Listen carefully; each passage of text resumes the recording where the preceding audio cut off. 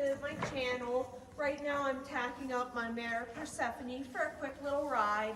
This is just a ride to strengthen her stifles a bit because she has a slipping stifle, as well as get her more into the mindset of riding. This is only the second time I've ridden her under saddle for, I don't know, a couple months.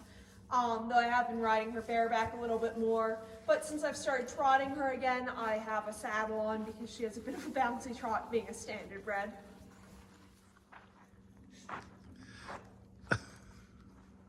Goof.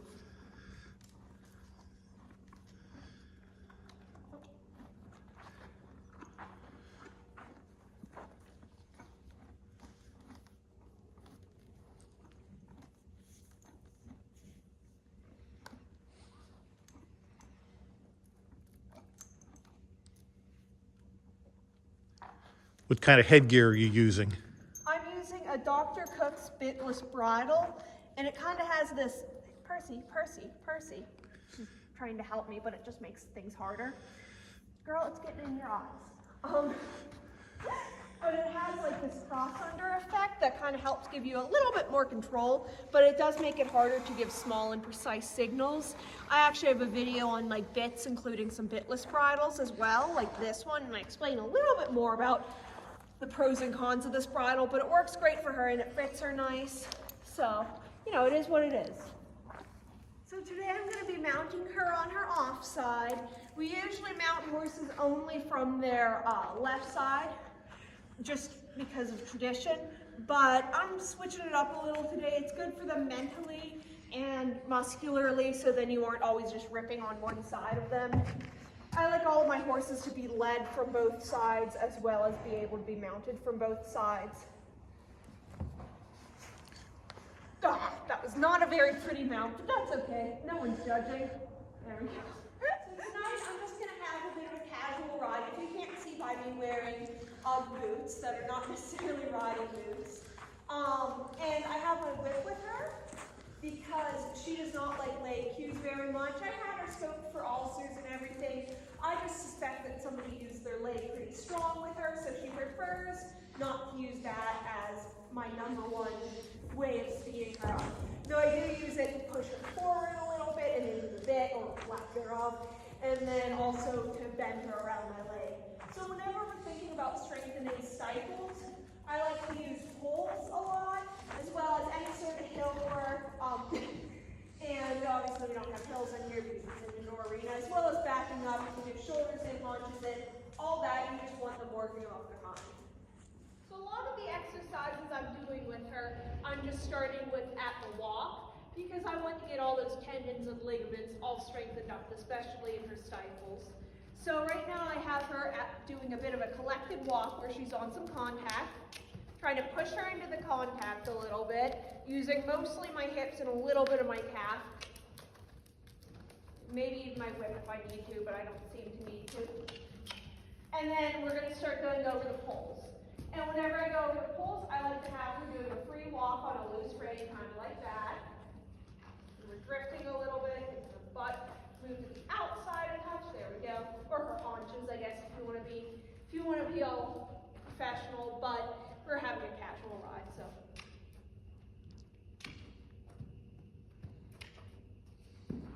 Good girl. Ideally, you'd want to keep the pace going over those a little bit better, but since this is her first time today going over them, I figured it's okay to let her slow down and think about where her feet are. So as I'm putting her into contact, you should be able to see her working off her hind end a little bit better. And when I have her on contact, I'm just holding a little bit of weight in the reins from my hands to her mouth.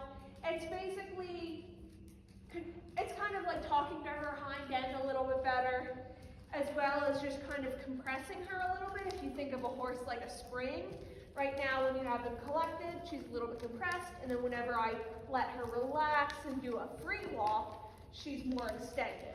And all of her bones are all lanky, and then whenever I have her more collected, she should be stepping under herself a little bit better. So right now I have these poles spaced apart for walking. They're closer together, so then one foot, we go her right front, and then her back left, and then her left front, and then her back right. right should be kind of the order that she's stepping in. Each foot should go in between the poles once. You don't want more than once, and you don't want her stumbling over her feet. So whenever we do trot pulls, we're going to put them a little bit further apart. So I'm going to be asking her for a trot in a second here, and what I'm looking for is to keep her at whichever pace she's the most comfortable at, as long as she's stretching her legs underneath herself and really flexing all of those different tendons and ligaments. So I'm going to ask for that. She might be a little bit moody about going into it because we haven't been doing much trot work, so she kind of has forgotten what trot work's all about, but we'll see. All right, ready first? Tap it a little bit harder.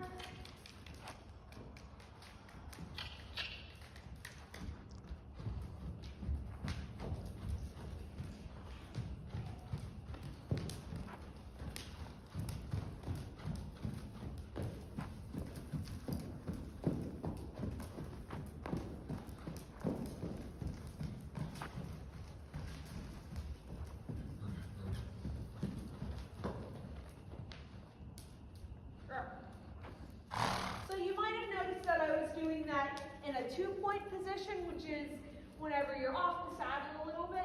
That's because I'm letting her move around and stretch however feels best for her. I didn't have her on any contact. I wasn't collecting her. And I wasn't asking her to go faster. She just has a naturally kind of fast and big trot. So I'm letting her do whatever she feels the most comfortable doing. Because like I said, we're just getting back into trot work.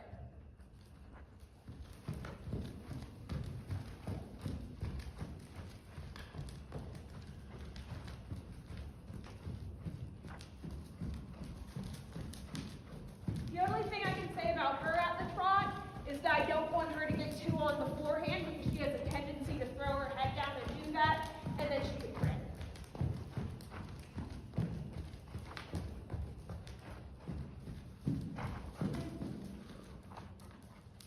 So I'm about to go over the trot pulls, and I'm just trying to balance her a little bit.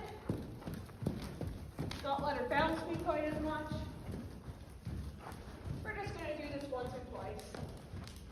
Give her her head. Oh, or apparently they're scary now. Let's try that again. So she probably just wasn't expecting me to ask her to go over them.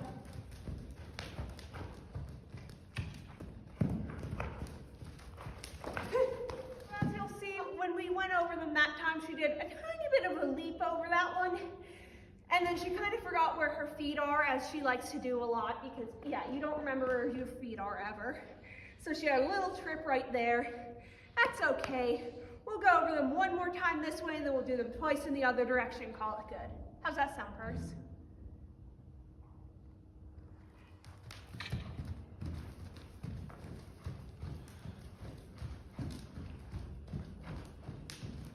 Trying to get a bit more of a controlled and balanced trot. So I'm coasting now to slower trot a little. So then maybe she will be a little bit more normal going over the poles.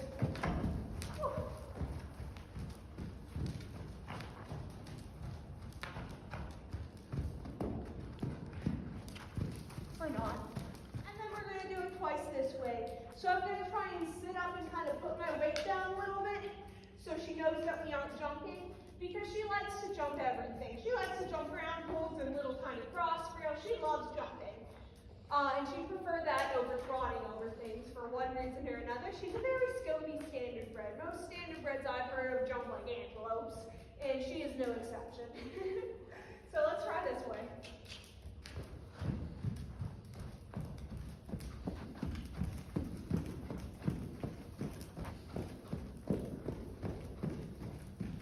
Slowing it down, sitting up. And good girl. Okay.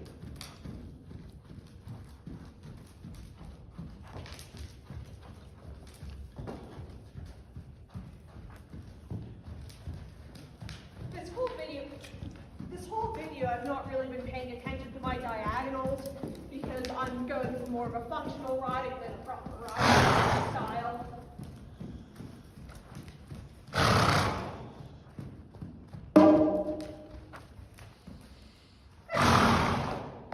She's exhausted. So that last one would be just about perfect, even though she bumped the very last pole. But that's okay, because right now I'm looking for slight more calmness in her energy, so if she bumps the pole, that's okay. I prefer that than her jumping over them. I've had her try to jump like 3 poles at once when I'm prodding, so, you know, she just has her moments. She has her Percy moments, huh? So now that I'm done riding, I like to pull them off a bit on the ground as well as under saddle, just to make sure that they're all relaxed, even their back muscles. And then I also, Percy, she knows that there's hay over there. Then I also like to loosen the girth. So, and that's about all for today's ride. I think we did quite well. She always has her little, she talks with her ears a lot, and I've learned to embrace it. So that's one of her things. Every horse has their thing. And thank you so much for watching. I hope to see you all in my next video. And thank you for just enjoying this very casual ride. This very casual ride of mine.